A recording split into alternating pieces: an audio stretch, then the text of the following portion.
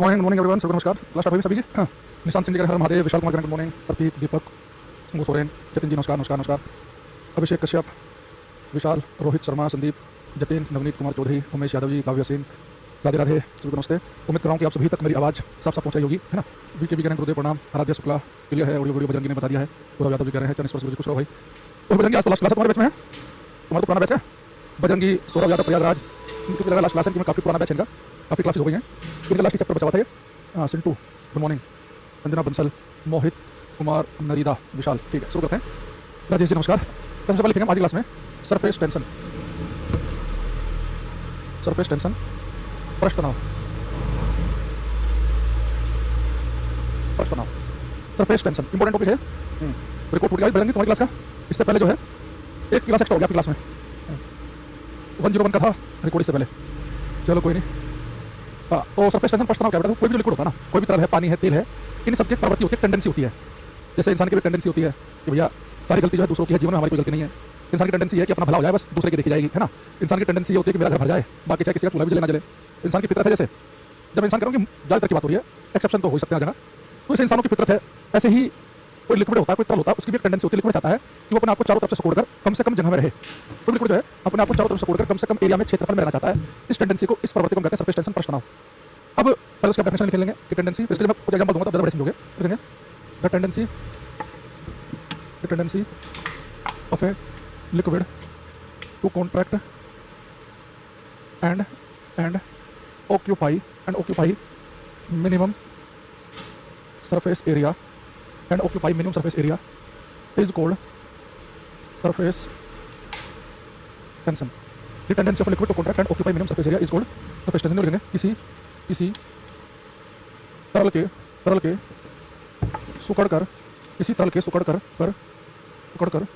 तरल के सुकड़ कर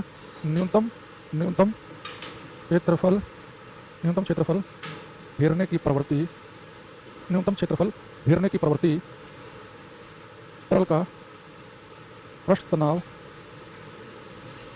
कहलाती है। किसी तरल के सिकुड़कर न्यूनतम क्षेत्रफल घेरने की प्रवृत्ति तरल का पृष्ठ तनाव कहलाती है। और कोई लिक्विड क्या टेंडेंसी हो जाए कि अपने आपको चारों तरफ से सिकुड़कर कम से कम क्षेत्रफल घेरेगा, इससे होगा क्या? आप अपने शरीर को जो है ऐसे सिकुड़ना शुरू करो, और आप शरीर को सिकुड़ोगे ना, आपको ऐसा फील होगा शरीर में खिंचाव सा रहा है।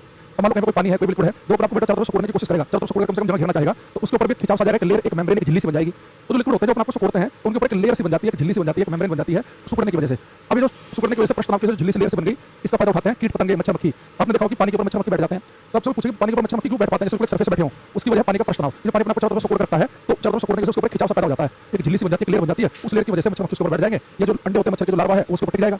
और आपसे पूछे कि मच्छर मक्खी पानी के ऊपर क्यों बैठ पाते हैं? हम बोलेंगे पानी के खिंचाव, पानी के सरफेस टेंशन की वजह से। यानी कि मुझे मच्छर मक्खी को चाहिए कि पानी के ऊपर ना बैठ पाए, उनके अंडे पानी के ऊपर ना टिकें, वो डूब जाए, समाप्त हो जाए, ताकि बीमारी ना फैले, तो आपको पानी का सरफेस टेंशन खिंचाव समाप्त करना पड़ेगा। इसलिए आप गर्मी का मौसम भी आने वाला है, और आपको पता है कि जो डेंगू का मच्छर होता है ना, साफ पानी में पैदा होता है। तो रेडियो में लगातार एक मैसेज आता है, कृपया अपने कूलर का पानी लगातार बदलें। कूलर पानी है, उसमें मान लो कि अंडे रखे हैं, मच्छर ने, आप पानी बदलोगे, अंडे फूट जाएंगे, समाप्त हो जाएंगे। और कहेंगे अगर आप कूलर का पानी डेली नहीं बदल पा रहे, तो उसके अंदर थोड़ा सा मिट्टी का तेल मिला दो। तो पानी के अंदर केरोसिन मिट्टी का तेल मिलता है ना, तो पानी के खिंचाव को समाप्त कर देता है, पानी में सरफेस टेंशन नहीं रहता, तो मच्छर के जो अंडे हैं वो डूब के समाप्त हो जाते हैं। तो मच्छर मक्खी पानी के ऊपर क्यों बैठ पाते हैं? पृष्ठ तनाव की वजह से। वो पानी के ऊपर ना बैठ पाए तो पानी का सरफेस टेंशन खत्म करना पड़ेगा, उसके लिए पानी मिट्टी का तेल मिलाना पड़ेगा। ये पानी खिंचाव समाप्त करने का एक तरीका है कि पानी के अंदर कपड़े धोने का सर्फ मिला दो।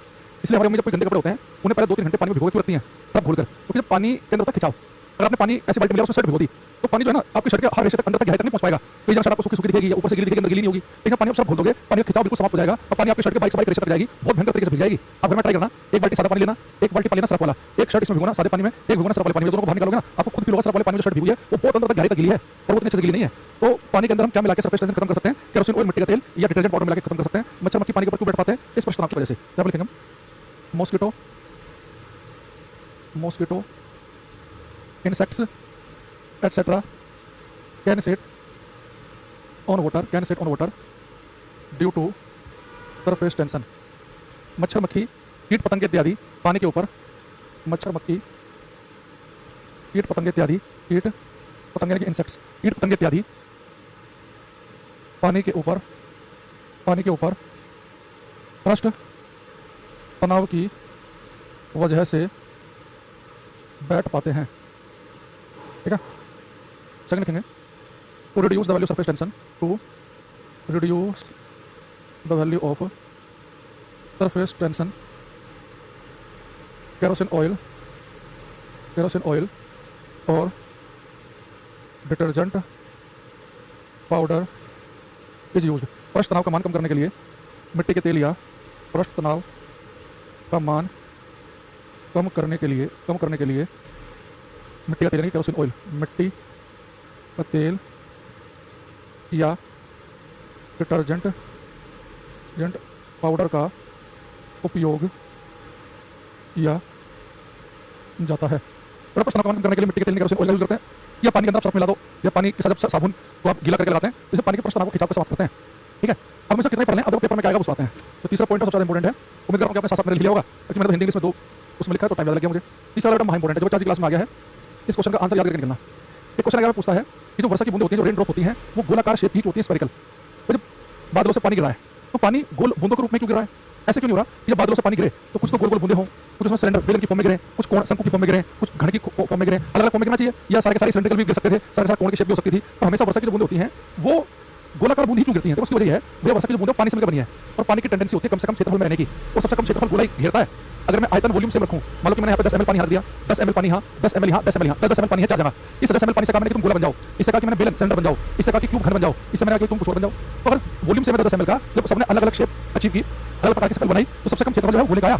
ये मैथ में मेंसुरेशन में क्वेश्चन भी आता है कि अगर वॉल्यूम आयतन समान हो, मैथ के हिसाब से ध्यान से सुनना, अगर वॉल्यूम आयतन समान हो तो सबसे कम क्षेत्रफल, सबसे कम सरफेस एरिया कौन सी आकृति घेरेगी? तो गोला सबसे कम एरिया घेरता है, और लिक्विड टेंडेंसी होती है कम से कम क्षेत्रफल में रहने की, इसलिए लिक्विड अपने आप को चारों तरफ से कोड़कर गोलाकार रूप बनाता है। ठीक है, अब लिखेंगे हम raindrop is spherical, raindrop is spherical due to surface tension. वर्षा की बूंद गोलाकार पृष्ठ तनाव की वजह से होती है, वर्षा की बूंद गोलाकार पृष्ठ तनाव की वजह से होती है। बट जो गोला होता है इसका एरिया होता है सबसे कम, अगर समान वॉल्यूम के लिए, समान आयतन के लिए उतना ही वॉल्यूम जो है वो पानी गोले का, उतना ही बेलन का सबसे कम, अगर वॉल्यूम सेम हो तो सबसे कम एरिया होता है गोले का। गोला क्या करता है? हैज़ लीस्ट सरफेस एरिया और ए गिवन वॉल्यूम। दिए गए आयतन के लिए, दिए गए आयतन के लिए, दिए गए आयतन के लिए सबसे कम क्षेत्रफल। ठीक है, has least surface area for a given volume. तो वर्षा की बूंद गोलाकार होती है पृष्ठ तनाव की वजह से, और गोले का वॉल्यूम, अगर गोला जो सबसे कम क्षेत्रफल होता है इस वजह से ऐसा है। तो रीजन याद रखेंगे कि गोलाकार इसलिए हुई क्योंकि गोले का क्षेत्रफल सबसे कम होता है। अगर दिए गए आयतन का मतलब है कि आयतन मैंने कहा कि 5 ml ले लो, वही 5 ml गोला बना, वही 5 ml बना सिलेंडर बेलन, तो वॉल्यूम अगर सेम है तो क्षेत्रफल सबसे कम किसका होता है? होता है गोले का, इसलिए ऐसा है। ठीक है, एक हम बात कर रहे थे कि पानी में सरफ मिला के, मिट्टी का तेल मिला के पृष्ठ तनाव कम कर सकते हैं। एक तरीका और बेटा कम करने का, आप पानी को या किसी लिक्विड को गर्म करना शुरू कर दो, उसमें उबाल आएगा, खद्दे आएंगे, तो भी पानी का खिंचाव समाप्त हो जाता है। तो क्वेश्चन आता है कि तापमान के बढ़ने से क्या होता है? तो देखेंगे कि तापमान के बढ़ने से, टेम्परेचर के बढ़ने से भी पृष्ठ तनाव का मान कम घटता है, सरफेस टेंशन घटता है। तापमान के बढ़ने से भी पृष्ठ तनाव का मान घटता है। ठीक है,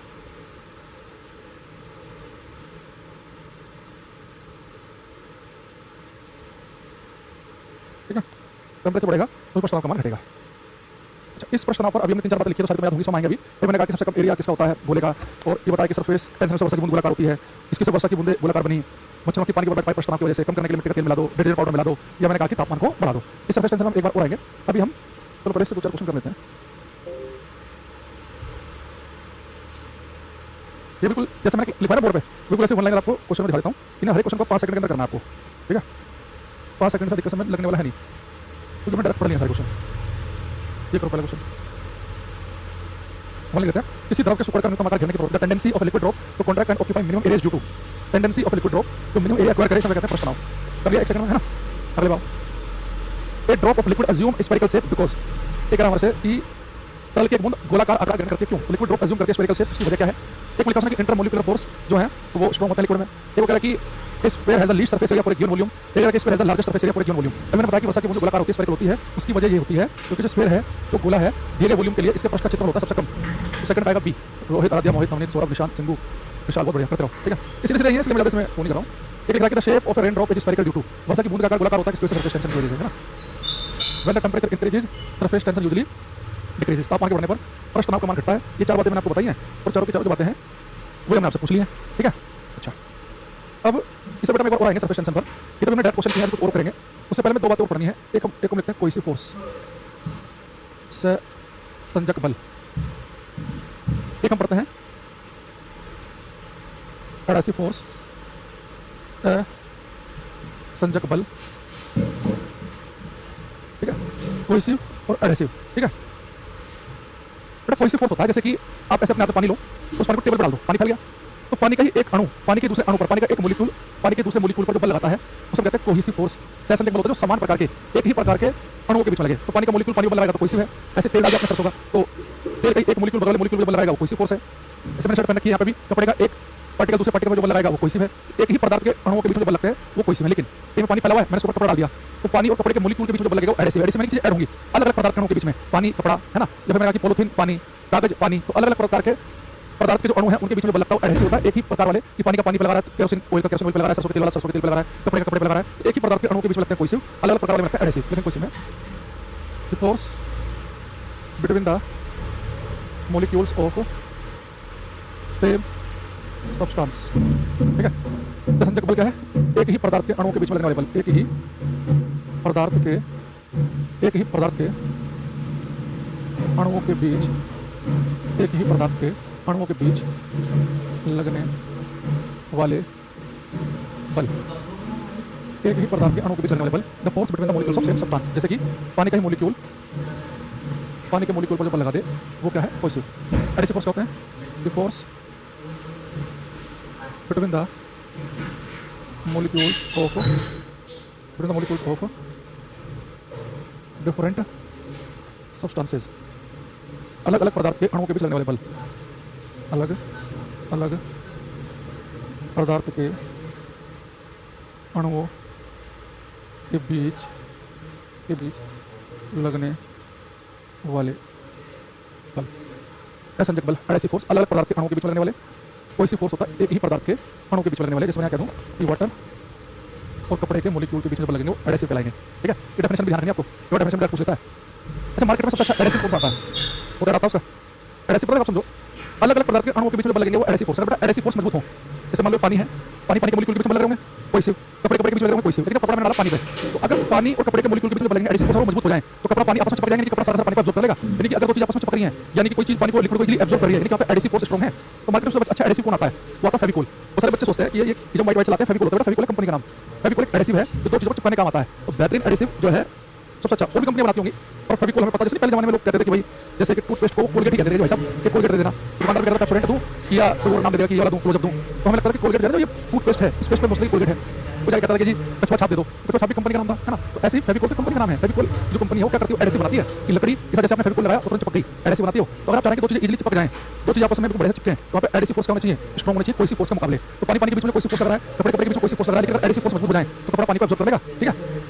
तो अगर आप चाह रहे हैं कि कोई चीज इजीली गीली हो, इजीली चिपक जाए, तो कौन सा फोर्स मजबूत होना चाहिए? एडहेसिव फोर्स, ठीक है। अच्छा, अब आते हैं वापस हम, ये तो हमारे डेफिनेशन होगी कि कोहेसिव फोर्स एक ही पदार्थ के अणुओं के बीच में लगते हैं, एडहेसिव फोर्स लगते हैं अलग अलग पदार्थ के अणुओं के बीच में, ठीक है। अच्छा, अब फिर से आते हैं सरफेस टेंशन पे दोबारा से। सरफेस टेंशन प्रश्न तनाव और एक कैपिलैरिटी एक्शन, कैसे का तत्व एलपी जाता है, एडहेसिव है। ये जो चिपकाने वाले आते हैं ना, कि कोई प्लास्टिक को चिपकाने के लिए आ रहा है, कोई चिपकाने के लिए आ रहा है, ये सब एडहेसिव होते हैं। वो अलग अलग कंपनियों के मिल सकते हैं आपको, हालांकि भारत में आपको पता है कि फेविकोल कंपनी का एक अधिकार है एकदम पूरा खतरनाक तरीके से। पहले जब बच्चों ने बोनिया था, बोतल आती है, तो उस बोतल का जो निप्पल रहता है, जो बच्चा दूध पीता है, वो बोनी कंपनी थी, एक बोनी कंपनी का आता था, तो मतलब उसका एकदम खतरनाक मोनोपोली थी। लोग जाते कहते हैं बोनी का चाहिए। गाँव देहात में तो आज भी बोनी का ही लोग जानते हैं। अब अगर बहुत सारी कंपनी आता है, चीकू का लोग बड़ा यूज करते हैं, और भी बहुत सारी कंपनी है। तो कुछ चीज़ ऐसी होती है, कुछ कंपनी पता लग जाता है कि उस चीज़ को लोग कंपनी के नाम से समझते हैं कि इस प्रोडक्ट का नाम ही है जो कंपनी का नाम है। तो उनकी एडवर्टाइजमेंट समझ लो, या उनकी क्वालिटी समझ लो, या उनकी जन जन तक वो चीज़ पहुंची है, उनकी क्वालिटी कैसे पहुंची है, उनके एडवर्टाइज करने के तरीके से पहुंची, ये शुरुआत उन्होंने किसी चीज़ की बनाने की बहुत सारी वजह हो सकती है। अलग अलग सरफेस टेंशन प्रश्न तनाव और कैपिलैरिटी एक्शन आते हैं। अभी क्या है कि सरफेस टेंशन के कुछ गिने चुने क्वेश्चन जो है वो आप डायरेक्ट कर लोगे कि वर्षा की बूंद गोलाकार क्यों होती है, वो लिक्विड अपने आप को सुकोड़ कर सबसे कम एरिया में रखकर सरफेस टेंशन कहते हैं, ये ठीक है। लेकिन इसमें सरफेस टेंशन से कुछ अलग प्रकार के क्वेश्चन भी आते हैं, उन्हें बड़े ध्यान समझना। अगर बेटा कभी ऐसा हो रहा हो कि जैसे कोई चीज़ जैसे कि पॉलिथीन है, उसके ऊपर पानी डालो, लेकिन पॉलिथीन जब पानी को अपने अंदर एब्जॉर्ब नहीं करती, पानी से गीली नहीं होती। अगर कभी ऐसा हो रहा हो कि लिक्विड जो है वो एब्जॉर्ब ना हो रहा हो, लिक्विड जो है वो गीला ना कर रहा हो किसी वस्तु को, ये लिक्विड स्प्रेड फैल ना रहा हो, उन सब जगह हमारा आंसर होगा प्रश्न तनाव। एग्जांपल समझेंगे, आप समझ जाओगे, ठीक है। जैसे मैंने कहा आपसे कि आपने प्लास्टिक ली, पॉलिथीन ली, उसके ऊपर कितना पानी डालो, बाल्टी, तो पानी को अपने अंदर एब्जॉर्ब नहीं करेगी, पानी जो है उसको गीला नहीं होगी, आप झटका मारो सारा पानी गिर जाएगा उसके ऊपर से। अगर लिक्विड जो है वो गीला ना कर पा रहा हो या लिक्विड एब्जॉर्ब ना हो रहा हो, उन सब जगह हमारा आंसर होता है सरफेस टेंशन। जैसे आप कमल के फूल की पत्ती देखना सुबह सुबह, जो लोटस कमल का फूल होता है ना, इसके ऊपर आपको ओस की बूंदें दिखेंगी, ये गोल गोल ऐसे, कमल के फूल की जो पत्तियां होती हैं वो ओस की बूंदों से बिल्कुल गीली नहीं होती, उसके ऊपर बूंदें पड़ी होती हैं, उसकी हल्का सा ऐसे हिलाओगे पत्ते को, सारा पानी नीचे गिर जाएगा। तो कोई आपसे कहे कि कमल के फूल की पत्ती जो है वो पानी को एब्जॉर्ब नहीं कर पा रही, किस वजह से? आप बोलोगे उसकी वजह है सरफेस टेंशन प्रश्न कि पानी के सरफेस टेंशन की वजह से पानी को बूंदे बना के उसको टिका हुआ है। या फिर कह सकते हैं कि यहाँ पे जो कमल की पत्ती और जो पानी है इनके बीच में एडिसिव फोर्स ऐसा जगह मजबूत नहीं है, और एडिसिव फोर्स मजबूत होते तो कमल की पत्ती पानी को पी जाती। यहाँ पे एडिसिव फोर्स मजबूत नहीं है, कौन सा फोर्स मजबूत है? कोई फोर्स, यानी कि सरफेस टेंशन के लिए कौन से फोर्स जिम्मेदार होते हैं? कोई सहसंजक बल। तो पेपर में आपसे कह सकता है कि भाई आपने एक लिया पॉलिथीन, ये पॉलिथीन लिया आपने प्लास्टिक ली, इस प्लास्टिक के ऊपर आपने क्या किया? पानी डाला, लेकिन पानी उसके ऊपर आप डालोगे ना तो पानी एब्जॉर्ब नहीं होगा, प्लास्टिक पानी को एब्जॉर्ब नहीं करती, और प्लास्टिक पानी को एब्जॉर्ब नहीं कर रही है, यानी कि एडिसिव फोर्स मजबूत नहीं है, कोई फोर्स मजबूत है। या कह सकते हैं कि सरफेस टेंशन की वजह से हो रहा है। तो कहीं पे लिक्विड एब्जॉर्ब ना हो, पॉलिथीन पानी को एब्जॉर्ब नहीं कर रही है, प्लास्टिक पानी को एब्जॉर्ब नहीं कर रही है, कमल की पत्तियां पानी को अपने अंदर सोख नहीं रही है, या लिक्विड एब्जॉर्ब ना हो, उन सब जगह हमारा आंसर होगा सरफेस टेंशन प्रश्न तनाव। लेकिन अगर कभी ऐसा हो कोई वस्तु पानी से गीली हो जाए, पानी उसे एब्जॉर्ब कर ले या पानी से ऊपर स्प्रेड फैल जाए, उस समय हमारा आंसर होगा कैपिलरी एक्शन। किसी का देखो कैपिलरी एक्शन क्या है? जैसे हम सुबह नहाए, पूरी बॉडी पर पानी था हमारी, लेकिन जैसे हमने टॉवल को बॉडी पर रगड़ा तो टॉवल सारे के सारे पानी को एब्जॉर्ब कर लेता है। क्यों? अगर आप देखो अपने घर में नया टॉवल हो, उस टॉवल के अंदर आपको ऐसे रेसे निकले दिखेंगे, धागे से निकले दिखेंगे टॉवल में, जो धागे से निकले होते हैं ना तौलिए के अंदर टॉवल में, ये कैपिलरी ट्यूब की तरह काम करते हैं, ये पानी को अपने अंदर एब्जॉर्ब करने का काम करते हैं, इसलिए आपकी बॉडी का सारा पानी एकदम एब्जॉर्ब हो जाएगा। जैसे टॉवल पुराना होने लगता है, उसके रेशे घिसने लगते हैं, वो छोटे होने लगते हैं, तो टॉवल जो उतना अच्छे से पानी को एब्जॉर्ब नहीं कर पाता, उसे सुबह को नहाने के बाद में शरीर पहुंचने में उतना मजा नहीं आता। तो जो बारीक बारीक से धागे निकले होते हैं ट्यूब की तरह काम करते हैं। या जैसे आपने देखा दिया लो, आप दिया है ना, अब इस दिए में आपने बाती लगा के रुई की, आपको रुई के अंदर बारीक बारीक से रेशे होते हैं, आपने दिया जलाया तो बारीक बारीक से जो रेशे होते हैं रुई के अंदर, ये लगातार ये कैपिलरी ट्यूब की तरह काम करते हैं, ये लगातार तेल को अपने अंदर एब्जॉर्ब करते रहेंगे, और जब तक तेल रहेगा ये दिया जलता रहेगा। यानी अगर कभी ऐसा हो कि इजीली लिक्विड जो है वो एब्जॉर्ब किया जा रहा हो, है ना, वो चीज़ को गीला कर दे रहा हो, उन सब हमारा आंसर होता है कैपिलरी एक्शन। जैसे आपने न्यूज़पेपर लिया है ना, कागज लिया, इसके ऊपर आप पानी डाल दो तुरंत पानी को पी लेगा, या कुछ कपड़ा लिया तुरंत पानी एब्जॉर्ब कर लेगा, इसके हो रहा है कैपिलरी एक्शन। या आप क्या कह सकते हैं कि यहाँ पे कैपिलरी एक्शन के लिए कौन सा बल रिस्पॉन्सिबल होता है? एडिसिव। एडिसिव फोर्स मजबूत होंगे तो दो चीज़ आपस में एब्जॉर्ब होंगी, सहसंजक बल। यानी कुल मिला के कहने का मतलब ये है कि अब एक लाइन ध्यान रखनी है, अगर लिक्विड एब्जॉर्ब हो रहे हो तो हम टिक लगा देंगे कैपिलरी एक्शन पे, एब्जॉर्ब होना, कैपिलरी ट्यूब एब्जॉर्ब कर रही है, अगर लिक्विड एब्जॉर्ब नहीं हो रहा है तो यानी कि आंसर हमारा सरफेस टेंशन प्रश्न तनाव। तो मैं आपसे कुछ क्वेश्चन पूछूंगा, ये आपको बताने हैं, इन्हें 5 से 7 सेकंड के अंदर कर लेंगे सारे।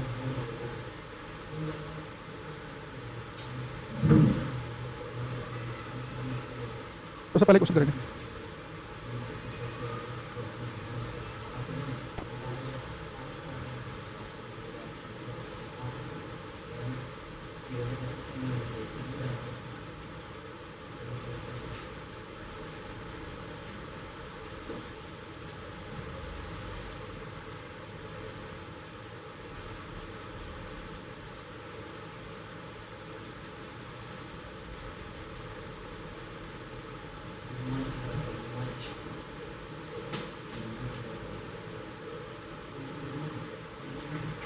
आप समझ गया कि तेल की बाती का तेल किस कारण ऊपर चढ़ता था? Oil in the wick of an oil lamp rises. तो बेटा ऑयल जो है वो बाती में लगातार एब्जॉर्ब ऊपर की तरफ कौन सा एक्शन है? Capillary action. एक लिख रहा है कि material for waterproof quotes and tents. बेटा वाटरप्रूफ मतलब क्या होता है? पानी को एब्जॉर्ब ना करें। तो वाटरप्रूफ ये तो है, हम कहते हैं मैं वाटरप्रूफ, मेरे पास बैग है वाटरप्रूफ लगा के पानी को एब्जॉर्ब ना करता हूं, तो पानी एब्जॉर्ब नहीं होगा तो फिर कौन सा एक्शन होता है वहां पे? सरफेस टेंशन प्रश्न तनाव।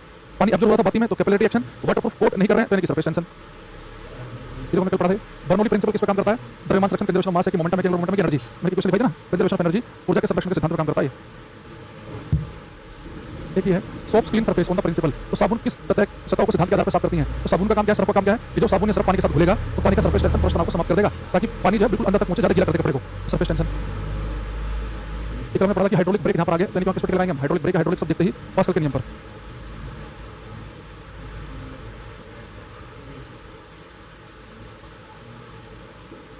एक ही है सूती कपड़े का टुकड़ा अगर पानी के ग्लास में डुबाया जाता है तो गीला हो जाता है, इसका कारण क्या है? पूर्ण रूप से गीला हो गया, इसका कारण क्या होता है? Capillary action. एब्जॉर्ब हो रहा है लिक्विड, गीला हो रहा है तो कैपिलरी एक्शन, नहीं हो रहा है तो सरफेस टेंशन।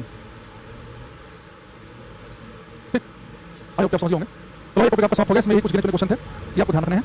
तो हमारी तरफ से जो हमारे पुराने बैच है जिनकी काफी क्लास हो गई है 90+, उनका समाप्त हो गया है। हमने थोड़ी क्वेश्चन की प्रैक्टिस जिस चैप्टर नंबर कल करा दिए। जैसा मैंने कहा कि ऐसा नहीं कि हमारा संबंध समाप्त हो गया है, अभी हम क्या करेंगे, जिन बच्चों के पास बैच है उनके पास में एक दो बैच फ्री मिला हुआ है, प्रैक्टिस बैच फ्री मिला हुआ है, जिनके पास रेलवे वाला बैच है। तो प्रैक्टिस बैच में मैंने 31-32 क्लास करा रखी है, प्रैक्टिस क्वेश्चन केवल, आप चाहो तो भी कर सकते हैं। अभी हम होली के बाद में रिवीजन क्लास उसमें मैं करा दूंगा। जैसे भी हम यहाँ पे चैप्टर जो है मान लो कि 6-7 वीडियो में कर रहे हैं, तो उस चैप्टर को सकता है कि हम 1 से 2 वीडियो में खत्म करें रिवीजन में, शॉर्टकट में। ठीक है, तो एक तो अभी हम क्या करेंगे, कैरविल पे जो आपको रिवीजन बैच अगर आपको मिला हो फ्री में, अगर उसमें हम होली के बाद में रिवीजन भी करा देंगे। 1-2 वीडियो में हर चैप्टर को समाप्त करने की कोशिश करेंगे, और रिवीजन क्लास तभी आप कर पाओगे जब डिटेल में रखा होगा, है ना। दूसरा बाकी मैंने कहा कि ऐसा नहीं हमारा संबंध समाप्त हो गया, अभी हो सकता है कुछ दिन आपको क्वेश्चन की प्रैक्टिस कराते दिखूं यूट्यूब पर भी, है ना। तो सारी इन्फॉर्मेशन अपने टेलीग्राम चैनल पर आपको देता रहूंगा। जो बच्चे टेलीग्राम पर जुड़े हुए हैं वो बढ़िया, जो नहीं जुड़े हैं वो उन्हें बता दूं कि मैं मेरे चैनल अंकुश फिजिक्स के नाम से टेलीग्राम पर इसमें जुड़ सकते हैं, जिसमें 56,000 सारे बच्चे हैं। इस पर मैं आपको बता दूंगा कि यूट्यूब पर कब से क्लास स्टार्ट कर रहे हैं, जो भी है। ठीक है, तो बाकी जो है हम आपको रिवीजन क्लास में वो शॉर्टकट तरीके से चैप्टर को जल्दी फटाफट रिवाइज भी करवा देंगे। बाकी और जो बच्चे हैं जिनका भी खत्म नहीं हुआ, उनसे डेली 8 बजे मिलेंगे, उनका कंटिन्यू रहेगा। जो चैप्टर के बच्चे हैं वो करा देंगे, जिसमें खत्म हो गया। ठीक है, तो उनसे अलविदा। आपको जो भविष्य की कामना के साथ आपके जीवन में बढ़िया करें, बेहतरीन करें, और कभी आपका मैसेज हमारे पास आया, कभी मिलो तो आपकी नौकरी लग चुकी हो। ठीक है, तो बाकी लोग जो है वो 8 बजे मिलते रहेंगे, जिनका समाप्त हो गया है वो अपना रिवाइज करते रहो, बढ़िया से पढ़ते रहो। जो हमने पढ़ा दिया है यहाँ से पढ़ने के बाद प्रैक्टिस वाले भी कर लेना। ठीक है, और या फिर रिवीजन क्लास में मिलना, या यूट्यूब पर जैसे भी होगा इन्फॉर्मेशन आपको मिल जाएगी। तो बाकी चलो भाई ठीक है, आपसे कल मिलेंगे, इन्हें अलविदा करते हैं। ठीक है, thank you, bye, take care everybody, bye.